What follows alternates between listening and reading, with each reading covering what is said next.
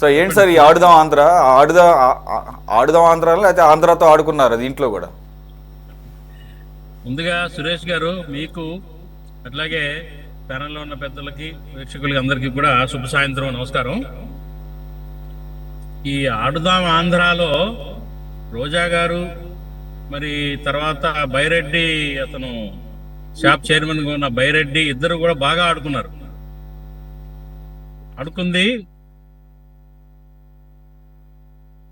ఆటలు ఆడించి గ్రామీణ ప్రాంతంలో ఉన్న యంగ్ యూత్ ఎవరైతే ఉన్నారో వాళ్ళలో ఉన్న మరి ఆసక్తిని అట్లాగే ఎవరైతే నైపుణ్యం కలిగిన ఆటల్లో వివిధ రకాల ఆటల్లో నైపుణ్యం కలిగిన వాళ్ళు వెలికి తీసి మరి పరిచయం చేద్దాం ప్రపంచానికి, క్రీడా ప్రపంచానికి అన్న ఒక సదుద్దేశంతో ఏర్పాటు చేయబడిన డిజైన్ చేయబడిన ఈ కార్యక్రమం కొంతమంది జేబులు నింపడానికి మాత్రమే ఉపయోగపడింది. చివరకు ఆ క్రీడాకారులు ఎవరైతే కాస్త కోస్త అరకొరగా ఆడిన ఆటగాళ్ళు వాళ్ళకి ఇచ్చిన ఆట వస్తువులు కానివ్వండి, అవి కూడా చాలా నాసిరకంగా చాలా చెత్త క్వాలిటీ ఇచ్చినట్టుగా కూడా ఆరోపణలు వచ్చి కొంతమంది క్రీడాకారులు ఆరోపించడం కూడా జరిగింది. ఇది కేవలం ఏంటంటే ఆనాటి అప్పుడు ప్రభుత్వంలో ఏంటంటే ఏ పని చేపట్టినా, ఏ స్కీమ్ చేపట్టినా మరి దానికి ఒక కోట్లాది రూపాయల ఫండ్స్ అలాట్ చేయటం, ఆ ఫండ్స్ లో ఎంతో కొంత నొక్కేయటం. ఇప్పుడు దీంట్లో 40 కోట్ల రూపాయలకు పైగా 44 కోట్ల రూపాయలకు పైగా అవినీతి జరిగిందని మరి విజిలెన్స్ వాళ్ళ నివేదిక. ఏదైతే ఆ విజిలెన్స్ నివేదిక మరి రేపో మాపో మరి విచారణకి నిమిత్తం ఇవ్వబోతా ఉన్నారు. మరి ఖచ్చితంగా అప్పట్లోనే కూడా చాలా తీవ్రమైన ఆరోపణలు వచ్చినాయండి. ఇవాళ మనం మాట్లాడుకుంటున్నాము ఏదైతే విజిలెన్స్ నివేదిక వచ్చిన తర్వాత ఇక్కడ ఏదో జరిగింది అని మనం ఇవాళ మాట్లాడుకుంటున్నాం కానివ్వండి. కానీ అప్పుడు జరుగుతున్నప్పుడే అదొక ప్రహసనం లాగా అనిపించింది చూసేవాళ్ళకు కూడా. ఇదొక కార్యక్రమం, డబ్బులు దండుకోవడానికి ఇదొక సైడ్ బిజినెస్ లాగా, అసైన్మెంట్ లాగా అనిపించింది. దాంట్లో సీరియస్నెస్ లేదు. ఎక్కడా కూడా ఒక పేరుకి చెందిన క్రీడాకారులను ఎంపిక చేసినట్టు లేదు, ఎక్కడ దాఖలాలు లేవు. తర్వాత వాళ్ళకి సరైన శిక్షణ ఇచ్చినట్టు కానీ, తర్వాత వాళ్ళు ఎంపిక చేసిన తర్వాత వాళ్ళని ఫర్దర్ ప్రమోషన్ చేసినట్టు కానీ ఎక్కడా కూడా దాఖలాలు లేవు. ఇది చాలా భయంకరమైన మోసం, దగా. ఇప్పుడు చిన్న చిన్న వాటిల్లో కూడా కమిషన్ కొట్టేయటం, ఇది ఒక క్రీడా స్ఫూర్తినే వీళ్ళకి ద్రోహం చేశారు. ఏదైతే గ్రామీణ వాసులు ఆశపడ్డారు, చిన్న చిన్న ఊళ్ళల్లో కొంచెం ఏదో ప్రావీణ్యత ఉన్నవాళ్ళు, వాలీబాల్ కానివ్వండి, క్రికెట్ కానివ్వండి, రకరకాల క్రీడలు కానివ్వండి, కబడ్డీ కానివ్వండి, గ్రామీణ రంగంలో ఉన్న క్రీడాకారులు ఎవరైతే ఉన్నారో వాళ్ళు ఆశించారు, ఏదో గవర్నమెంట్ ఏదో చేస్తుంది, మనం లైమ్ లైట్ లోకి వస్తాము, మనకేదో కొంచెం ప్రోత్సాహం లభిస్తుందని ఆశించిన వాళ్ళందరూ కూడా ఆశాభంగం అయింది. ఇవాళ ఒక్కళ్ళు చెప్పమనండి, ఒక్కళ్ళు ఎవరైతే ఆ ప్రోగ్రాం ద్వారా, ఆ స్కీమ్ ద్వారా ఎవరైతే బయటకు లైమ్ లైట్ లోకి వచ్చి ఫర్దర్ ప్రమోట్ అయిన వాళ్ళ పేర్లు ఏదన్నా ఎంపిక చేసి చెప్పమనండి, చెప్పడానికి ఉన్నాయేమో. ఏమీ లేదు.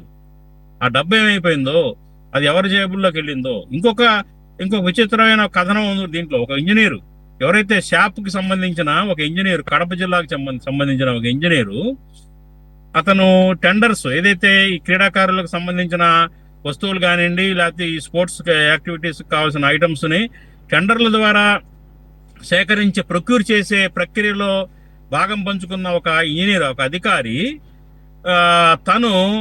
తన యొక్క సన్నిహితంగా ఉండే ఒక మహిళతో సన్నిహితంగా ఉంటూ ఆ మహిళకి తోటి ఒక డిస్ప్యూట్ వచ్చింది. ఈ డబ్బులో నుంచే 12 కోట్ల రూపాయలు ఆవిడ అకౌంట్ లోకి ట్రాన్స్ఫర్ చేసినట్టుగా కూడా పెద్ద ఎత్తున ఆరోపణలు వచ్చినాయి. దాని మీద కూడా విచారణ చేశారు.